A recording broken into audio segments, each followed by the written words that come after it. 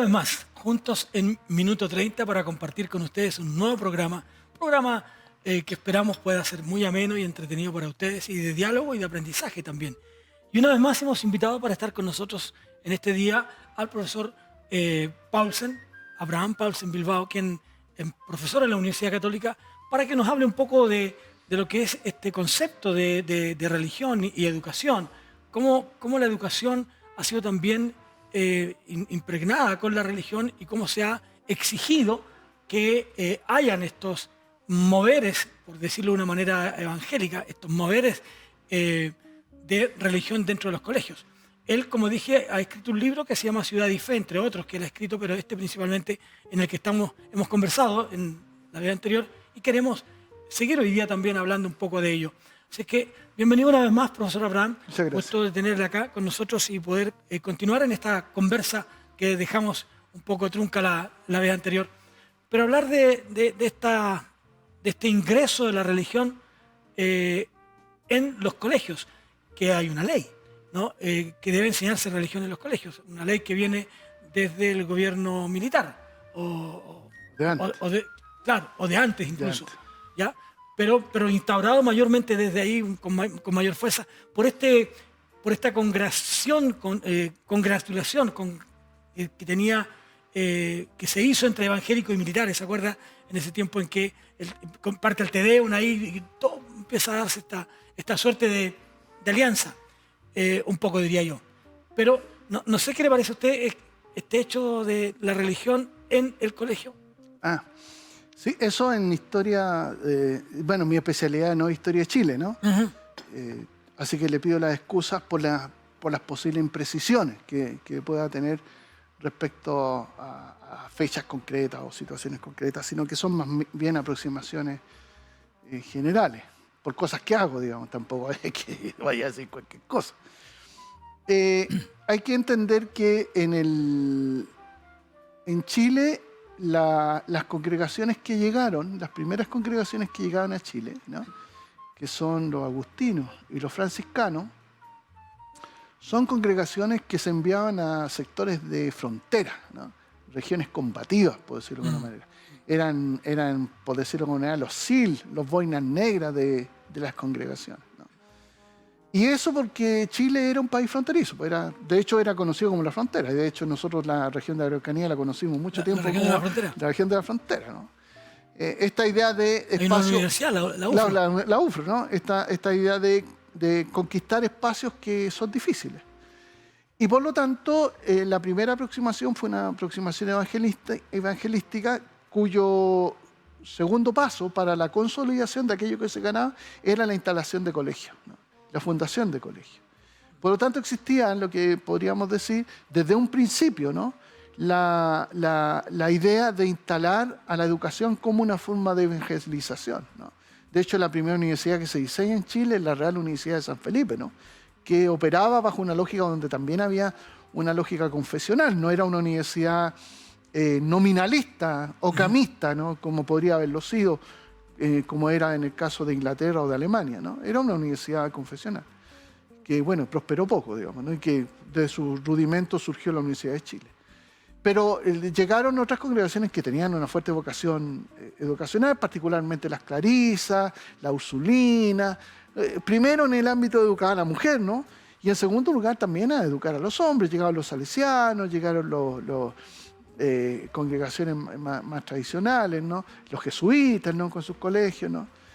Y siempre se vio a la religión como un factor clave para la construcción de una ciudadanía, digamos, de fe. Ahora, por lo tanto, podríamos decir que en esta etapa, y que dura probablemente que se extienda hasta la década de los 60, y bien entrados los 60, digamos, hasta la desaparición de lo que son las escuelas normales de formación pedagógica, hay toda una corriente que ve como normal enseñar religión en los colegios. Religión era un ramo, ¿no? Tenía nota, y se llamaba moral y religión. De hecho, yo me eduqué en un liceo fiscal, el Liceo Valentín Letelier, año 78, primero medio, y yo tenía un curso que se llama Moral y Religión, donde nos enseñaba solamente religión, o sea, bien poco a decir verdad de religión, se enseñaba moral. Pero ya en ese tiempo, en el 78, existía la posibilidad de que aquellos que tenían una confesión distinta podían llegar más tarde a clases. Podían optar a no estar. Ahora, en los 70, el tema religioso casi no se toca. Aun cuando, salvo cuando se instala en los 70 esta idea de la ENU, que probablemente algunos de ustedes se acuerden, la Escuela Nacional Unificada, que establecía un marco educativo donde la educación, claramente la religión no tenía el impacto que había tenido, ¿no? Y esto se revierte después del golpe militar en el 73 y empieza a hacerse una nueva reforma curricular, ¿no? Con un decreto ley, que no me acuerdo el número, que establece que se enseña en todos los ramos, ¿no? Decreto ley creo que era el 200, algo así. Decreto ley, que había una revistita, me acuerdo, ¿no? Que a uno le entregaban, donde estaban los contenidos, y se instala religión nuevamente en los colegios. Religión, ¿no?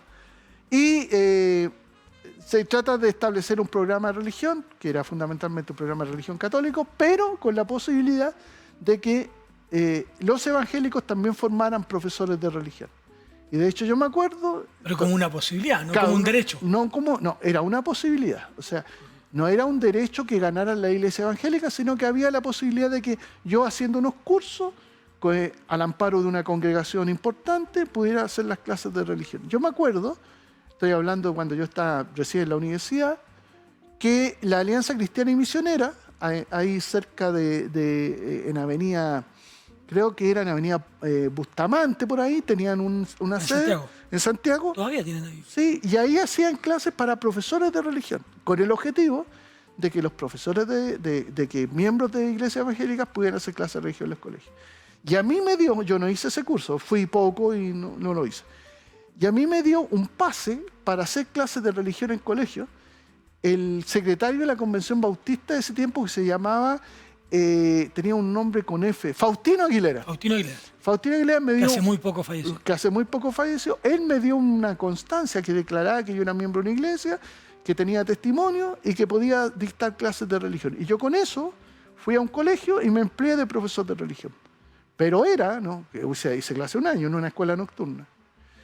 Pero era porque el programa permitía a los evangélicos hacer clases de religión. Y uno podía hacer modificaciones al programa, ¿no? Pero no era que existiera en los colegios religión evangélica como un derecho, como un derecho, ¿no? Sino que habían, por iniciativa de evangélicos, digamos, había la posibilidad que hubiesen profesores evangélicos dictando clases de religión. Y así fue que se instala. Y llega la nueva reforma educacional, sale religión del programa de formación y se transforma en una cosa muy distinta. Ahora, yo creo que esto también se relaciona, ¿no? Se relaciona con la debilidad de la Iglesia Católica en algún momento de la historia de Chile para poder imponer, como lo hacía tradicionalmente, imponer sus principios. Es una religión en debilidad, está desprestigiada, y sobre esa base, ¡pum!, intervienen el programa de religión y se transforma en una cosa entre psicología, filosofía, dinámicas de grupo, seamos todos amigos, una cosa muy light, una cosa muy de estos discursos de Happylandia Yankee, ¿no?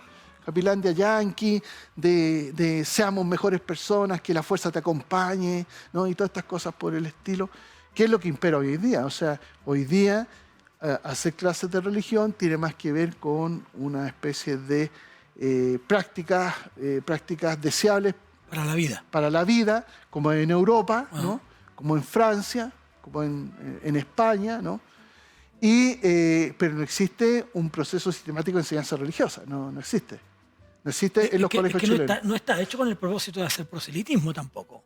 Es que antes detrás sí, o sea, uno entiende que detrás de eso está como la idea, la intención, pero el programa en sí no permite, es decir, el profesor de religión no le está permitido hacer proselitismo religioso, sino más bien compartir unas buenas costumbres, actitudes para la vida, para una buena moral, etc. Pero no hay un hecho proselitista.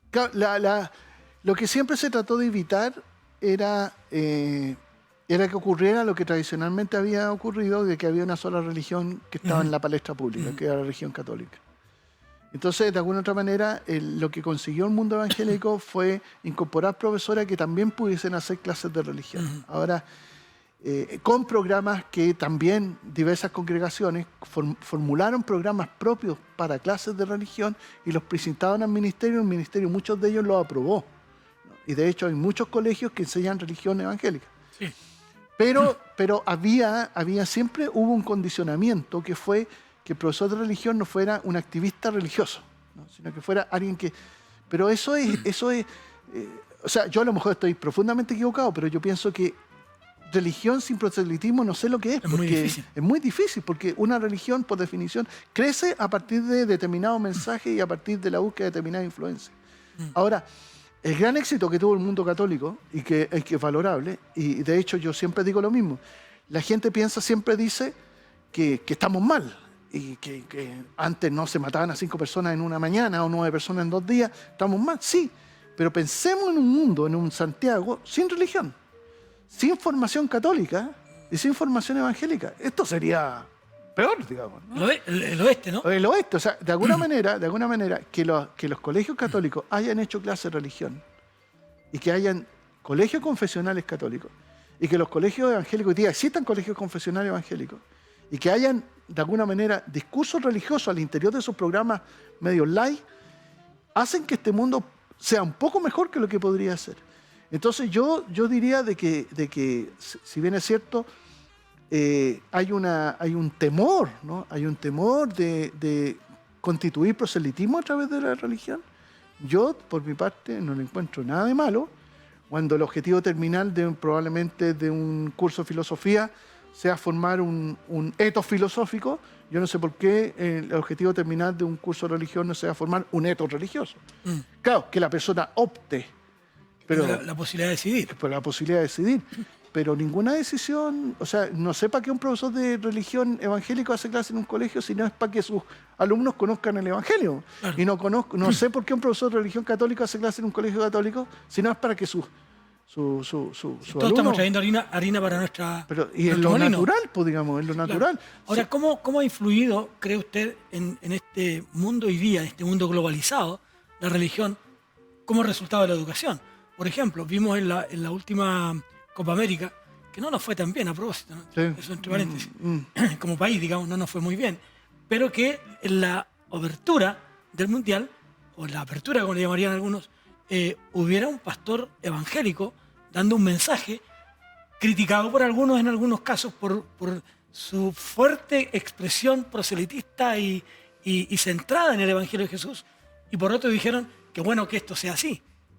Claro, lo que pasa es que nosotros, primero decir, para terminar una idea anterior, nosotros no tenemos religión en los colegios, hay que decirlo claramente. Claro. Lo que hay es un barniz de grandes valores, que son valores que defendibles por... Enseñar valores nomás. Enseñar valores, y algunos valores, ¿no? Sí.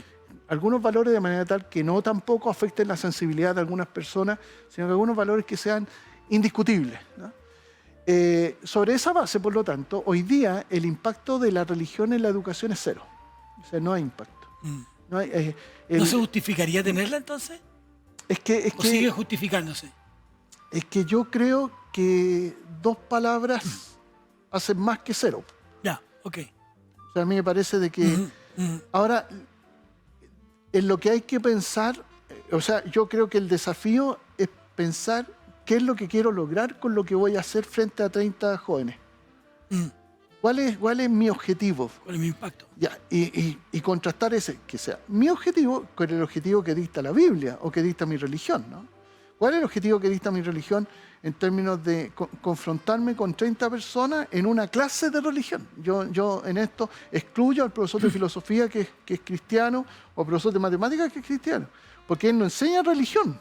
Pero el profesor de religión, ¿cuál es el objetivo? Entonces ese objetivo tiene que estar conciliado con la fe que dice divulgar, ¿no? Pero no puede ser que el profesor de religión sea el único que va con poncho a hacer clase con su guitarrita y que lo único que hace es cantar. O sea, algo está pasando, su objetivo no es el objetivo que consagra la religión como tal. Entonces no hay religión, en la educación no hay religión. Algunos colegios forman en religión, yo diría que... ¿Los confesionales? Los confesionales, ¿no? Los colegios Buddhay forman en religión y están instalados en distintos sectores de la sociedad y forman en religión. O sea, ellos ellos lo que hacen es enseñar religión. Como los ¿no? adventistas. Por Los ejemplo. adventistas enseñan religión, ¿no? Estoy pensando en grandes grupos sí. de religiones, de denominaciones, digamos, ¿no? O de espiritualidad en el mundo católico. Pero hay otros que no. Entonces no se enseña religión propiamente tal, se enseña cualquier cosa. Ahora, socialmente hablando, por lo tanto, la pregunta es, si ya no tenemos o ya no es impactante la religión en la educación, porque se saca, ¿desde dónde se está enseñando religión? Y ahí la pregunta... ¿O cómo enseñamos religión? ¿Cómo enseñamos religión? ¿O cuáles son los mecanismos a partir de los cuales? Y nosotros, o gran parte del mundo religioso evangélico, lo que dice es que para ello necesitamos tener garantías de la libertad de formar a nuestros hijos de acuerdo a nuestros propios principios y convicciones. O sea, hoy en día nuestro conflicto no está supeditado al mensaje, sino que está supeditado a que el Estado no me reconoce mi derecho primativo de formar en religión a mis hijos, porque son mis hijos, sino que el hijo puede quejarse Y no querer. y no querer. Entonces, yo creo que la gran oportunidad que tenemos, que no podemos dilapidar, es que lo que nosotros tenemos que defender es al hogar como fuente de formación o un espacio de formación religiosa. Y para eso lo que un evangélico o un cristiano, un católico, un ortodoxo, cualquiera, tiene que defender es el derecho privativo de los padres de formar a sus hijos de acuerdo a principios y valores que sean sustentables en el tiempo. Eso viene con el hecho de con mis hijos no te metas, ¿no? Claro, que viene con discursos como mis hijos no te metan, ¿no? En Estados Unidos hay una serie de fundaciones, una serie de organizaciones que están tratando de recuperar eso, que no habían visto el peligro de no tenerlo. Y me parece a mí que es un discurso que hay que instalar en el mundo de los... Acuérdense que yo dije que había una gran corriente que podríamos definir como creyente, ¿no? Un mundo de creyentes. En el mundo creyente, instalar esto que para nosotros, si pensamos que es como automático, o si pensamos que lo tenemos consagrado, estamos en un profundo error. No está consagrado, no es automático, y tenemos que establecer que el Estado se puede meter en mi bolsillo, por el tema del cobro de impuestos, el Estado se puede meter en lo que sea, pero no se puede meter en mi casa. Mi casa es un espacio íntimo en el cual pasa lo que yo quiero que pase. Ahora, en una lógica de un marco legal adecuado. O sea, Sí, yo claro, no le puedo pegar sí, a claro. mi... Bueno, yo no le pegaría a mi mujer, sería al revés. Mi mujer me pega a mí, digamos, ¿no? Pero quiero decir que hay situaciones en las cuales, claro, el Estado se tiene que meter porque el hogar no funciona normalmente y funciona en contra de la ley, ¿no? En caso de pedofilia, ¿no? Etcétera. Pero en circunstancias de una formación donde no haya una especie de funcionamiento normal, en entendido bajo la ley de la moral y las buenas costumbres, el Estado no debería intervenir. En ese hecho de su estudio de esta geografía de las religiones, diríamos que la Iglesia también ha perdido su enfoque educativo de religión, por llamarlo de alguna manera, en su propio mundo, en su propio campo. Buena pregunta. Yo a raíz de esto investigué otras cosas. Usted entenderá, 4 años da para... Sí, claro. Para Harto estudio. claro, harto estudio y hartas cosas, ¿no? Y descubrí cosas Y va descubriendo cosas, claro. Voy descubriendo cosas. De hecho, fíjese, aprovechando la oportunidad, a mí siempre me llamó la atención que nunca un grupo de pastores, una congregación, no sé, una confederación, me llamara para yo mostrarles dónde tienen que instalar iglesias. Porque eso yo lo sé. Yo sé en qué comuna debería usted instalar iglesias. Ahí está. Por ejemplo, ¿no? De la lógica proselitista, Sí, claro. por ejemplo. Y esto también, pues, miren, lo que yo noto, o descubrí, por ejemplo, hay iglesias que ya no funcionan los domingos.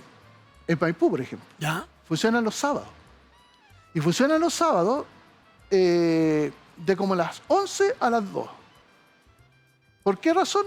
Porque los domingos la congregación tiene que tenerlos libres Para la familia. para la familia, cosas por Entre comillas. entre comillas. Desapareció la escuela dominical en muchas religiones. En muchas iglesias evangélicas ya no hay escuela dominical. ¿Por qué? No porque entre comillas, los miembros de la congregación no vayan, sino porque el equipo directivo decide que ¿para qué? Mejor hagamos un culto, ¿no? Un culto empieza a las 11, termina a las 2. La gente llega a las 11, tira un culto, ¿no? Y llega a las 2.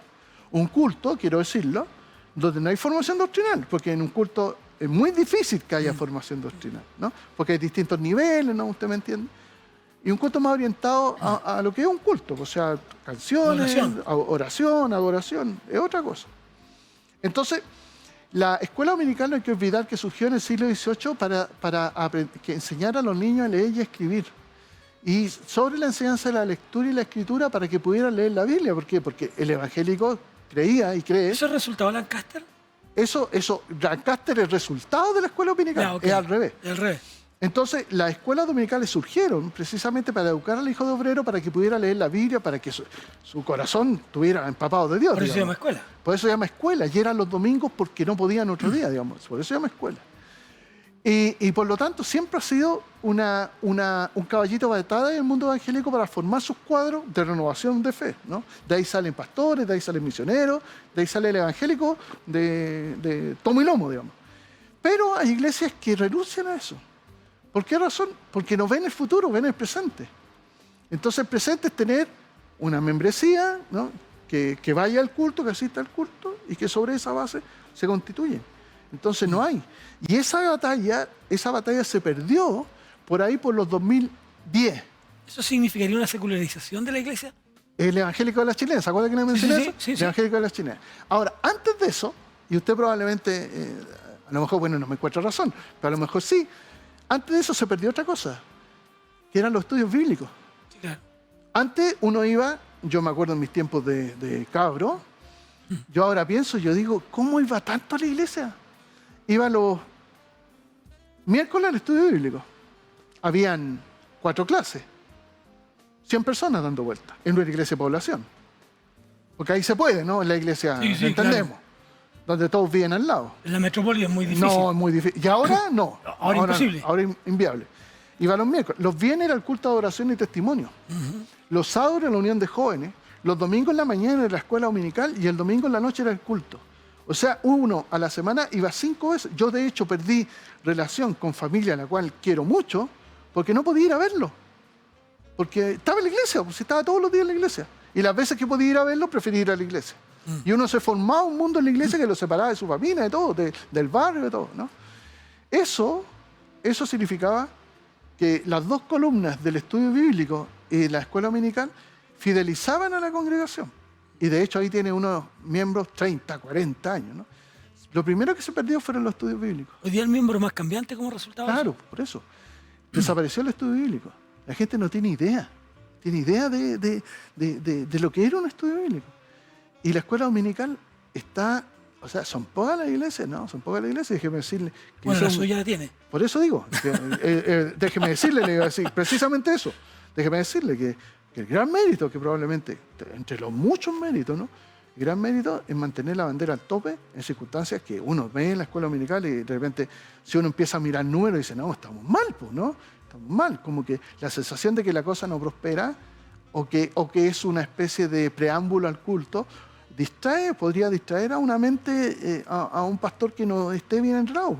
Por eso lo digo, déjeme decirle que el gran éxito de la iglesia que usted lidera es que hay una escuela dominical fuerte, que es muy autónoma con respecto a un culto que también es fuerte. Pero eso es hoy día, 2018, ya se está perdiendo. Hay iglesias sin escuela dominical, iglesias pimpirigoja, ¿no? Que usted y yo conocemos una, que no vamos a nombrar. ¿Y la pandemia influyó más en eso también? Bueno, y ¿En esa pérdida? es que eso quería decir. Venía esta pérdida... Quedan 2 minutos nomás. Claro, venía esta pérdida y llega la pandemia. Y ahí, por lo tanto...